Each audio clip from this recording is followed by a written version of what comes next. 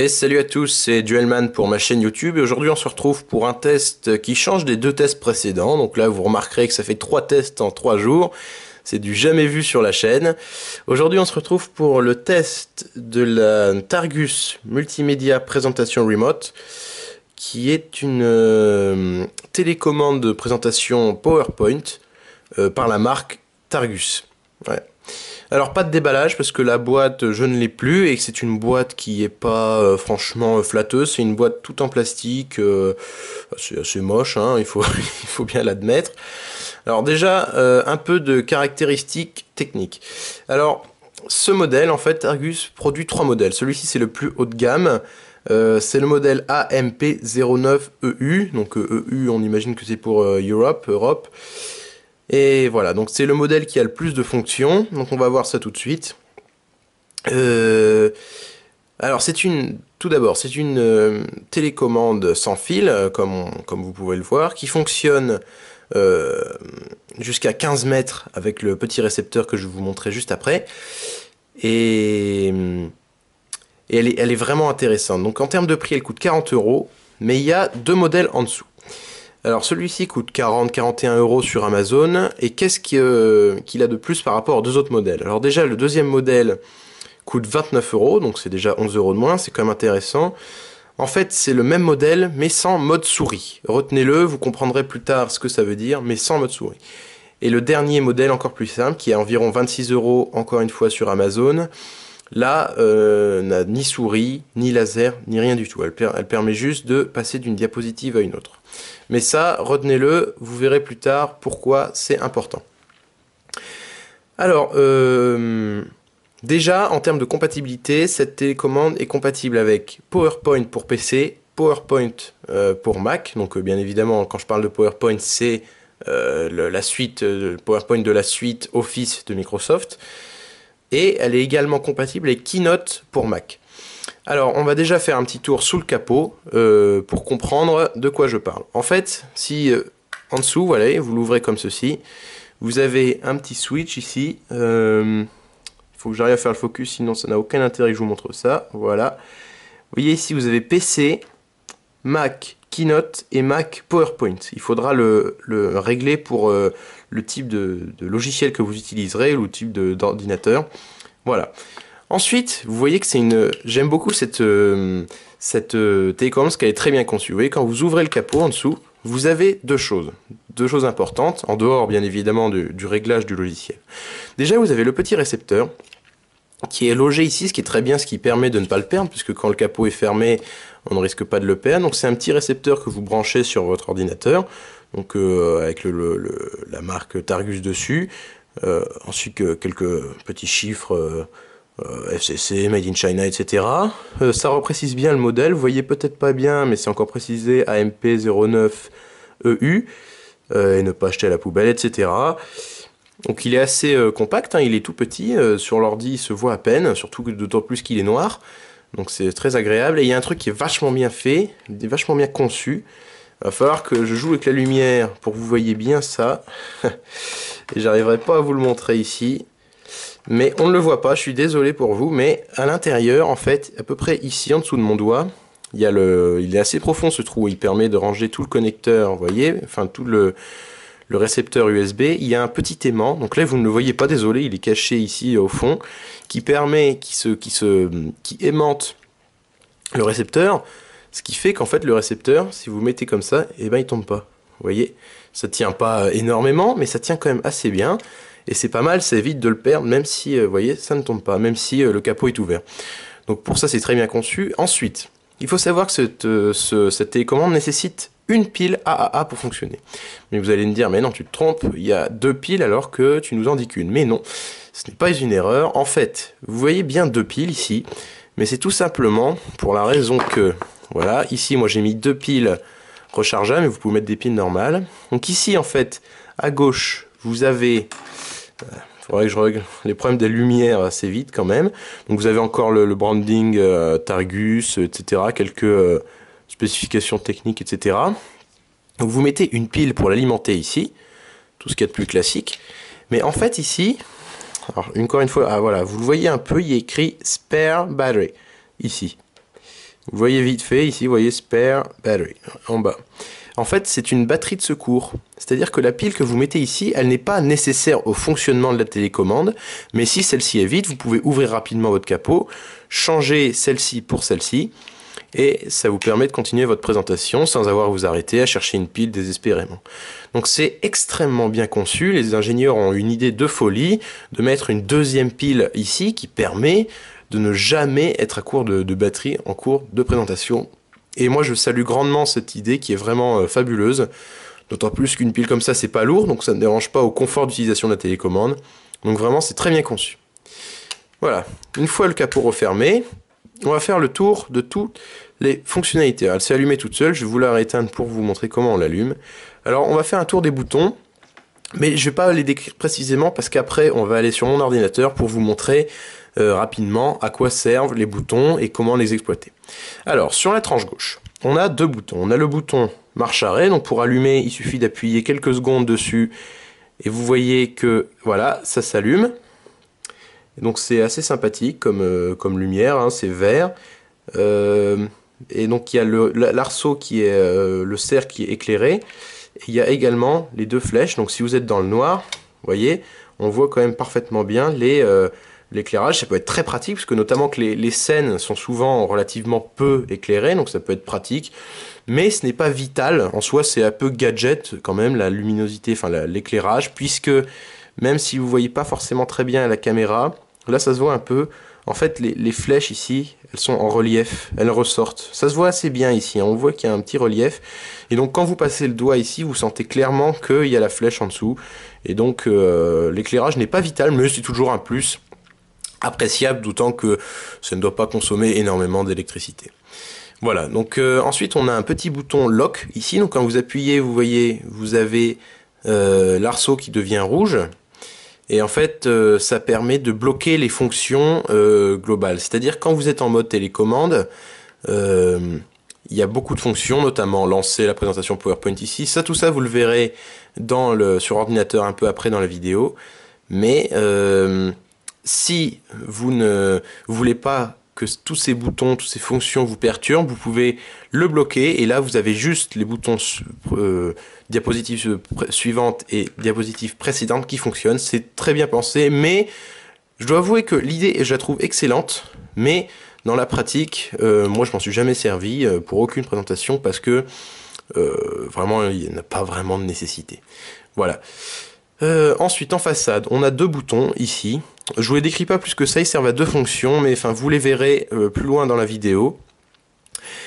Ici, vous avez un petit switch. Alors là, ça va être difficile à montrer, mais ici, vous avez un switch, vous voyez. Alors là, on a une icône qui est censée représenter une souris. Donc si vous le mettez en bas, vous êtes en mode souris. Donc ça, encore une fois, vous le reverrez dans la vidéo plus tard, qui permet de se servir du joystick ici comme souris. Vous voyez, ça tourne comme ça, à 360 degrés. Qui permet donc de s'en servir comme souris, vous le verrez dans la vidéo comme je le dis, et le mode télécommande, vous voyez on le voit plutôt bien ici, clac, si vous le mettez en haut, qui là sert précisément à contrôler une présentation PowerPoint. Voilà. Donc c'est tout pour la face avant. Enfin, il y a aussi ce bouton très important, mais celui-là je le décrirai plus loin dans la vidéo quand on sera sur ordinateur, parce que vous comprendrez que les usages sont très différents entre le mode télécommande et le mode souris.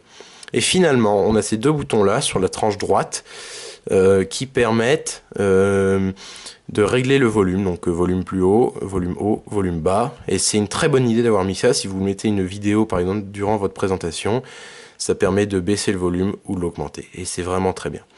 Donc là, vous avez un petit laser que je vous montrerai également après quand on sera sur ordinateur avec une petite indication nous disant de faire attention car il y a un laser. Mais vous voyez le laser là, on le voit assez bien ici, il est très puissant. En fait pour l'activer, il faut être en mode télécommande et appuyer sur le bouton central en continu. Et là vous avez le laser qui est vraiment puissant, hein. Vous voyez là je m'éloigne un peu, donc là vous pouvez pas le voir, mais vraiment il est très puissant. Donc il n'y a pas de souci par rapport à ça, j'y reviendrai. Donc c'est à peu près tout. En termes de prise en main, vous voyez qu'elle est bien courbée, je trouve, cette télécommande. Elle est très agréable à prendre en main, hein. C'est-à-dire quand je la prends comme ça, elle tombe bien sous la main. L'index tombe pile dans le creux ici, parce que vous voyez qu'elle est courbée, quoi. Ici c'est courbé puis ça rentre vers l'intérieur. L'index tombe pile dessus et on l'a bien en main. Le pouce tombe pile ici sur le bouton pour soit faire une souris, soit diriger par exemple le laser ou les flèches. On l'a vraiment, c'est une conception qui est assez impressionnante, qui est vraiment à la limite de la perfection. D'autant plus que ici c'est un plastique brillant. Alors malheureusement, vous pouvez le voir rapidement ici, je vais la nettoyer un petit peu rapidement, qui se raye. C'est un plastique qui se raye, effectivement. Mais c'est quand même agréable à toucher, c'est très lisse, très agréable. Et derrière, on a une espèce de revêtement un peu étonnant, qui est un peu très légèrement rugueux. Mais vous voyez qu'il y a des espèces de dents. Quand je le fais à l'ongle, on l'entend, ça gratte. Mais donc ça permet de l'avoir bien en main, elle glisse pas. On l'a très bien en main. Et puis c'est un plastique assez doux. Vraiment, c'est agréable à toucher, on l'a très bien en main et vraiment cet alliage de douceur ici et de un peu de rugosité ici, je sais pas si ça se dit, mais de cet alliage de revêtement rugueux et de lisse ici avec le plastique brillant, ça donne un très bon effet, on l'a bien en main. Elle ne tombe jamais, ça ne m'est jamais arrivé, on sent l'abri. Et malgré l'utilisation de plastique, on a une sensation de qualité, de solidité qui est non négligeable. On n'a pas peur de la laisser tomber et on n'a pas peur qu'elle se casse. Et ça, c'est vraiment plaisant. Alors, je vous propose de passer tout de suite sur ordinateur pour voir ce qu'il y a d'intéressant et de bien évidemment de quels sont ses usages sur ordinateur. Donc voilà, je me suis mis sur mon ordinateur portable, donc un Dell, tout ce qu'il y a de plus classique.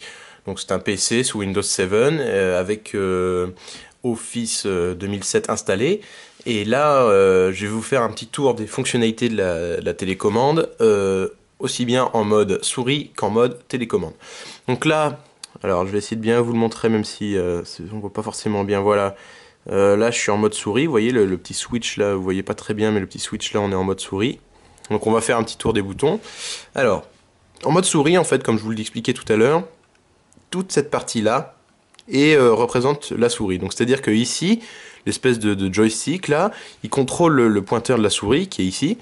Et donc, si je vais à gauche comme ça, là ça va à gauche, ici à droite, vers le haut, vers le bas. Mais vous pouvez aussi aller en diagonale si j'appuie vers le haut à gauche comme ça. Voilà, ça va en diagonale. Vous voyez, on peut contrôler de tout plein de façons. Et bon, ça marche correctement. Ça marche bien, mais c'est pas non plus aussi pratique qu'un touchpad ou une souris tout à fait classique. Donc ça dépanne. Ça peut être très bien si vous pouvez tout faire. Hein. Vous pouvez lancer un diaporama, faire une nouvelle diapositive, vous pouvez tout faire. Hein.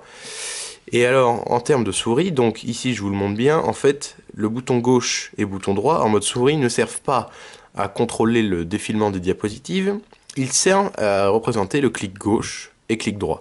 Donc si par exemple, je vais dans la surnutrition, donc là c'est ça c'est un PowerPoint que j'ai récupéré au sortir d'une conférence tout à fait banale, hein. Si je clique là, clic gauche, ça va me sélectionner comme si je faisais un clic gauche sur ma souris, et si je fais un clic droit, ça m'ouvre les options. Voilà.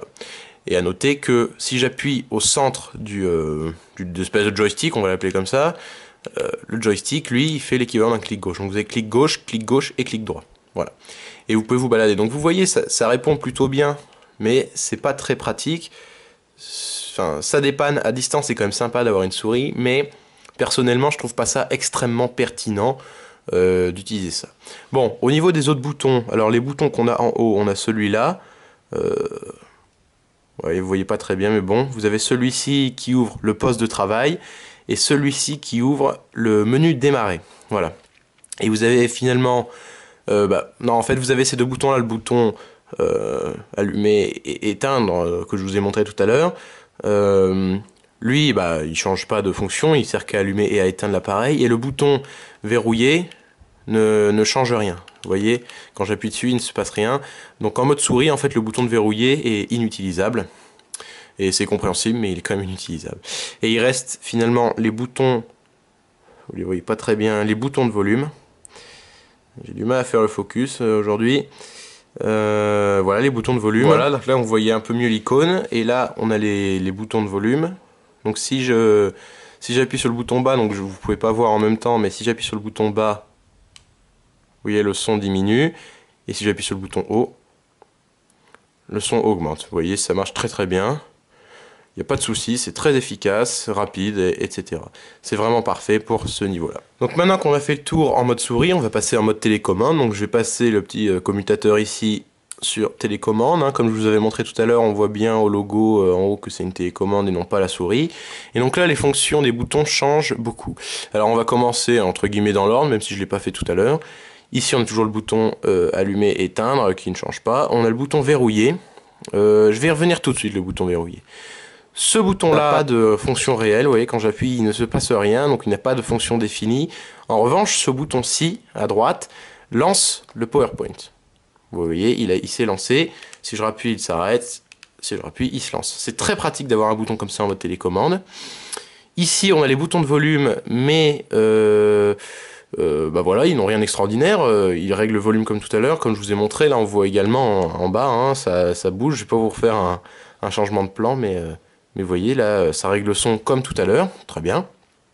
Et là où ça change énormément, c'est à ce niveau-là. C'est-à-dire que ici, on n'a plus le mode souris, le joystick en quelque sorte, là vous voyez, on a ma souris ici, là je le fais bouger avec le touchpad de mon ordinateur, là ici le joystick ne fonctionne pas en fait, il n'est pas activé en soi. Par contre, si vous appuyez au centre du bouton, vous le voyez pas très bien, mais il y a le laser. Alors le laser, ça se voit déjà beaucoup mieux sur ma main, donc là ça fait un peu bizarre, mais le laser, sincèrement, il est très très puissant. Donc là sur l'écran d'ordi ça se voit pas bien, mais vraiment il est très puissant, il va très très loin, et même en étant à 10 mètres de votre pardon, écran de présentation, vous pouvez le faire fonctionner, le point rouge se verra très très bien, pas de souci, le laser est très bien. Et ensuite, vous avez les deux flèches, gauche et droite, qui servent à faire défiler la présentation PowerPoint ou Keynote, ou etc. Et là, donc vous lancez, si vous appuyez à droite, clac, vous voyez, ça fait défiler le PowerPoint. Si vous rappuyez, bien évidemment, ça continue, etc. Vous pouvez revenir en arrière, repartir en avant. Ça marche très bien. Et ce qui est très bien, c'est que le laser fonctionne à tout instant. Donc là, vous le voyez assez mal encore, mais là, voilà le laser. Mais vous pouvez par exemple dire, voilà les chiffres. Et là, si votre écran est blanc, ça se verra beaucoup mieux. Et vous pouvez dire, voilà un individu. Donc là, ça se voit pas. Mais bon, vous voyez, vous pouvez indiquer la chose. Et le laser fonctionne à tout instant. Et ça, c'est vraiment très sympathique d'avoir cette fonction laser en plus de la télécommande et éventuellement de la souris. Donc voilà, c'en est tout pour ce test de cette télécommande Targus. J'espère que ça vous a plu. Si vous avez des questions comme d'habitude, n'hésitez pas à les poser. Si cette vidéo vous a plu, vous pouvez appuyer sur like. Vous pouvez également vous abonner à la chaîne, hein. Ça fait toujours plaisir d'avoir d'autres abonnés. Vous recevrez toutes mes nouvelles vidéos. Et voilà, donc à très bientôt et bonne journée à vous.